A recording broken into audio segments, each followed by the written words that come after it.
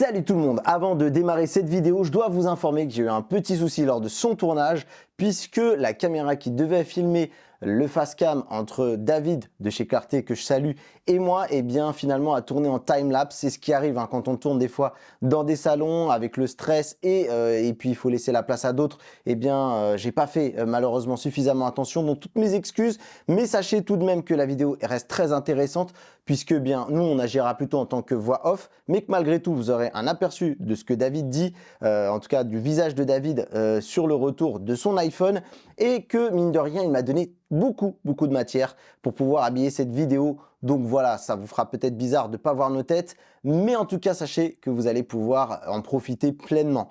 Je suis désolé encore pour ça. Ça me permet en tout cas de vous rappeler que si malgré tout vous aimez mon travail, eh bien n'hésitez pas à le soutenir depuis la page Patreon. C'est très important, j'essaye de vivre un petit peu de cette activité, ou en tout cas d'en faire un petit complément de salaire.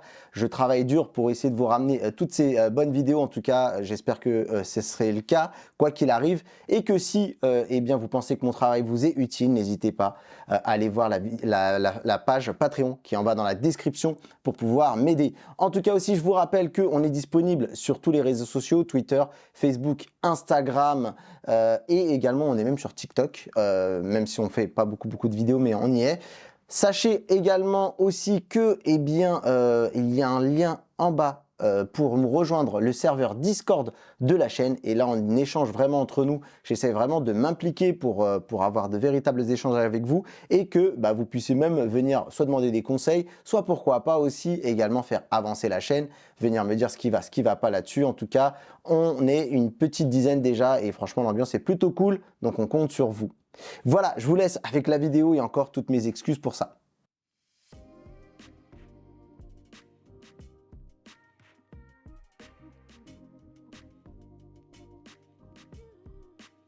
Et du coup, je suis dans le stand actuellement de Clarté avec David. Salut David, comment ça va? Ça va bien et toi? Eh ben écoute, ça va très bien, et je me suis arrêté sur ton stand parce que en fait, très clairement, c'est un peu l'attraction du moment là, avec ce petit outil de captation de visage, et on voit un avatar qui bouge en fonction de tes propos. Comment ça va? Ben écoute, ça va bien. Alors, Ouais. je parle en fait avec mon avatar. Exactement. Du coup. Et en fait, c'est un outil de pilotage d'avatar en temps réel. En fait, Ok. c'est conçu et calibré pour du live. Donc, on parle pas d'enregistrement ou de différé. On parle d'être capable de faire du live sur Twitch avec ça, D'accord. sur Teams, Ouais. ou sur Zoom, de répondre aux gens, voire même de les baratiner pendant des heures sans qu'ils s'en rendent compte. Sans qu'ils s'en rendent compte, effectivement. Et c'est assez incroyable. Moi, la première fois qu'on discutait, j'étais juste sur le côté, j'ai vu, le truc m'a capté.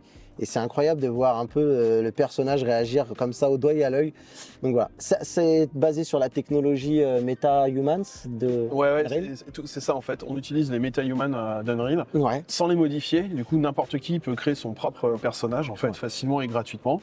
Et derrière, en fait, on l'importe dans Unreal Engine et on le plug directement sur notre système. Ça prend 10 minutes à tout casser, quoi. ok. Si t'as une bonne connexion pour télécharger ton personnage, bien sûr. Ouais. Mais voilà, c'est hyper simple. Et en même temps, du coup, pour ceux qui sont un peu familiers avec Unreal Engine, ils peuvent aller aussi mettre les mains dans le cambouis et du coup modifier nos propres fonctions, créer les leurs et enrichir en fait le comportement du personnage. Alors quand parle de comportement, c'est pas une IA, c'est pas un chatbot. J'expliquerai après. Ok. Dire par là. Quelqu'un qui serait tenté de le plugger à un chat GPT ou autre, pour l'instant c'est pas ok. Alors, en tout cas, et d'une techniquement, ça sera compliqué et puis nous on veut surtout pas ça. voilà, c'est pas la volonté aussi on veut de chez vous. rester sur un outil, alors surtout par les temps qui courent, sur un outil humain, alors même si ça reste du digital, mais en fait, quand moi je pilote mon personnage, les gens savent aussi que c'est derrière un être humain qui leur parle, c'est important, et je vais utiliser du coup ce système-là plus sur une notion de confidentialité. D'accord. J'ai pas forcément envie que les gens voient mon visage, j'ai envie de parler d'un sujet qui me tient à cœur, et je tiens à garder l'anonymat pour X ou Y raison. Ça marche bien, et en plus de ça, je serai assuré que les gens vont avoir le message avec toute l'intensité émotionnelle que j'ai envie d'y mettre. Et du coup, voilà, avec toutes les émotions que j'ai envie d'y mettre, puisqu'on va reproduire fidèlement les émotions, les expressions, et on va venir enrichir d'ailleurs ça pour que ça soit encore plus pertinent, quoi. On n'est pas loin d'acting et de théâtre, quelque part. Effectivement. La Valve virtuelle, c'est quand même tu vois, c'est un peu la difficulté pour moi en tant que youtubeur de trouver du contenu fun, entertainment un petit peu pour les gens qui nous regardent. C'est quand même très drivé par le monde pro ici. Quasiment exclusivement. Ouais. Ceux qui s'arrêtent là sur ton stand, c'est qui, c'est quoi comme profil? Alors tout le monde en fait. Et alors, c'est ça qui est super surprenant. C'était pour moi un peu un jalon de voir comment le projet était réceptionné. J'avais un petit peu de crainte. Et donc on retrouve aussi bien des gens qui sont sensibles au VTubing, au streaming et puis à la notion de live en fait. Ouais. Pour un côté récréatif, j'ai envie de faire des sketchs, j'ai envie de m'amuser, ça fonctionne et c'est cool. Et puis il y a tout le monde professionnel qui du coup voit aussi des usages parce que ça répond à des problématiques actuelles qui est confidentialité, anonymisation. J'ai des intervenants qui vont faire des webinaires mais ils n'ont pas envie d'être filmés, ils n'ont pas envie que les gens les voient, ça fonctionne. J'ai des besoins de téléprésence. Mais pareil, ça sera pas jamais la même personne, mais par contre, mes clients en face ont besoin d'une figure récurrente, ça fonctionne. J'ai besoin de faire une e-égérie, c'est le truc à la mode pour les marques et tout ça. Voilà, ça fonctionne. Et là, du coup, en fait, on se retrouve à quelque part à un croisement des chemins où ça parle à quasiment à tout le monde en fait, parce que ça répond à des problématiques qui sont propres à chaque entité, qu'on soit personnel, simple hobbyiste ou professionnel en fait. C'est assez surprenant. Je me disais que ça pouvait plaire sur le côté graphique et amusant, mais clairement les gens voyaient un usage en fait. Ouais, effectivement. Ouais. Et du coup, dis-moi tout, quand on prend ta solution, on a quoi? On a le soft, j'imagine. Comment vous le vendez? Pour l'instant, le business model n'est pas arrêté. Par contre, il y a deux choses importantes. On a deux approches. Une approche B2B qui va être professionnelle. Avec du coup un service à l'entreprise, on va leur mettre en place le système, il y a un support, enfin on va dire le truc normal pour des entreprises. On peut leur créer leur MetaHuman, ils peuvent créer les leurs, bref ça c'est une chose et ça va coûter ça un certain chiffre. Et derrière ils vont avoir un service premium de disponibilité et je vais y revenir après, surtout le projet peut être upgradé. Et on va avoir une approche du coup beaucoup plus mass market en fait, tout le monde, en fait quand je dis bien tout le monde c'est vraiment la volonté. Où là, on va avoir exactement le même setup que les pros. C'est ça qui est intéressant, hormis des trucs custom que vous nous demandez. Mais du coup, à un tarif hyper agressif. Je pense qu'on va se situer il y aura en dessous d'une centaine d'euros. Ok. Mais voilà, là, attention, j'en parle parce que c'est notre volonté. On va voir comment ça se met en place. Voilà, mais il y a une volonté de B2C. Il y a une vie. En fait, c'est le cœur du sujet à la base. Nous, on est sur du VTubing.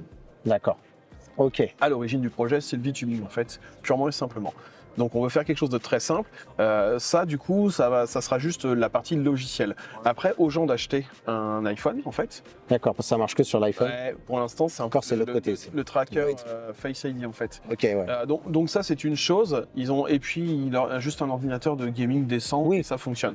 Cela étant dit, on travaille à voir si on peut pas intégrer à la place de ce petit machin une caméra RGB toute simple pour faire la même chose. Pour l'instant, les prototypes sont moins performants, donc c'est pour ça que je ne le montre pas. Ah oui. Mais c'est en bonne voie et ça va être la tendance à venir en fait. Un peu à la manière de Nvidia là, qui a sorti Nvidia Broadcast où tu peux faire du fond vert sans fond vert.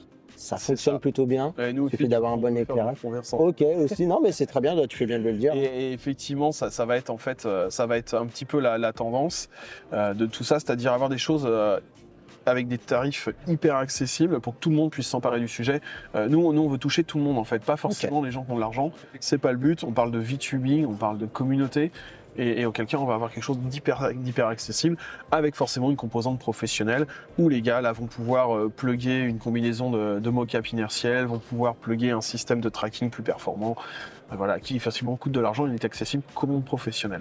Mais la base, le tronc commun sera identique en fait. C'est vraiment ce qu'on cherche à faire, c'est qu'à la limite, toi demain, tu télécharges le truc et tu l'utilises pour tes besoins quoi. Et vous êtes proche un peu d'Unreal au niveau de du développement de ce truc-là? Non, pas du tout. Pas du tout. Ok. Non, j'allais te demander si tu avais une idée, parce que là, on voit que tout ça s'arrête au niveau de la tête. Ouais. Est-ce que plus tard, ça serait pas le but logique qu'on arrive à développer là, la balle, il s'arrête au niveau de la tête. Le personnage, on peut le MetaHuman, on peut le. Ouais. En fait, on a des. Alors, j'ai pas les vidéos ici, mais du coup, on a fait des tests du coup avec des mocap inertiels complètes.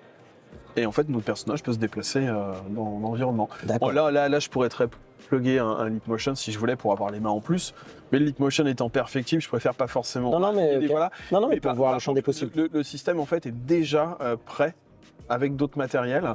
Et en fait, à la limite, si je les avais ici, je le plug dans mon éditeur, je dis ok, maintenant on passe en mode mocap, free roaming, sans pas se déplacer. Ah ouais. Et le personnage, du coup, je pourrais me balader dans mon intérieur. Ok. Alors Ça nous, fonctionne déjà, quoi. on est très fan de réalité virtuelle sur la chaîne. Ouais. Est-ce que c'est une composante aussi sur laquelle vous réfléchissez ou pas dans une roadmap? Voilà, dans une Sur le long roadmap, on est en train d'y penser, notamment pour l'inclusion de ce type de personnage dans une expérience de réalité virtuelle. Après, on n'a pas encore déterminé la forme que ça prendra. Du coup, à voir, hein, j'entends techniquement si c'est faisable, en s'appuyant sur les capteurs faciaux du Quest Pro. D'accord. Et là, on pourrait, et ne serait-ce que même leur extrapolation au niveau du mouvement du corps, est-ce qu'on pourrait, avec un Quest Pro, du coup, piloter des avatars, peut-être de manière un peu moins fidèle que là, mais déjà quand même de manière convaincante, et avoir une autre qualité d'avatar, en fait, dans les expériences de VR. Ok, super. Ça, pour l'instant, c'est de la R&D, et comment ça s'appelle, je peux pas garantir que Non. Voilà. C'est une lettre d'intention. Qui peut être une voie à exploiter. Tu le vois à explorer. C'est pareil, nous on est fans, mais on est quand même conscient que la VR pour l'instant c'est un peu. C'est un peu les montagnes russes entre la hype et pas la hype.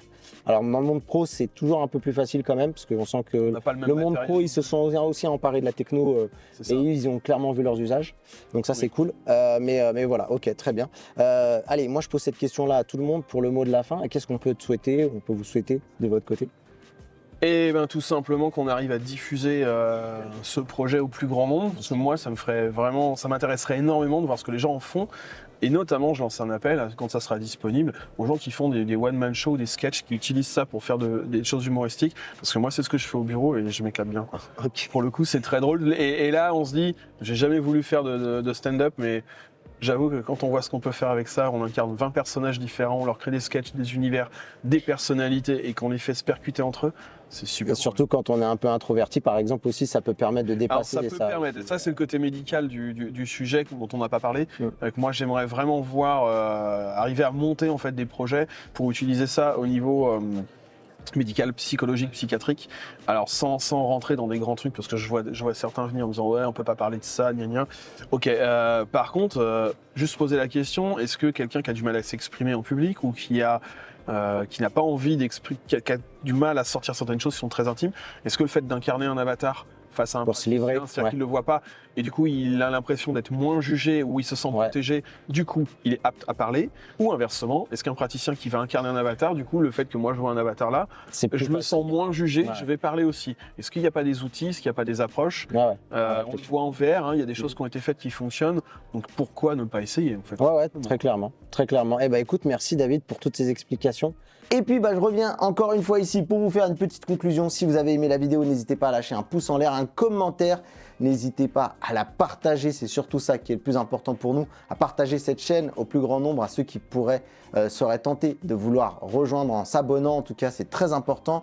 Et si, bien entendu, vous voulez échanger encore avec nous, je vous le rappelle, les réseaux sociaux, Twitter, Insta, Facebook, le meilleur endroit pour échanger pleinement avec moi, c'est sur le serveur Discord. L'invitation, elle est juste en bas dans la description. En tout cas, merci à vous.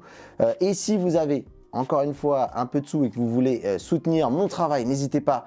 Le Patreon, si ce n'est pas le cas mais que vous avez quand même un peu de sous, n'hésitez pas à aider les Lutins du Phénix, l'association que l'on défend, qui vient en aide aux enfants hospitalisés, pour leur offrir une journée, pour leur faire oublier le monde de l'hôpital. Et nous, on se dit à très bientôt pour une prochaine vidéo. Et comme on dit chez moi, restez connectés. Bye bye.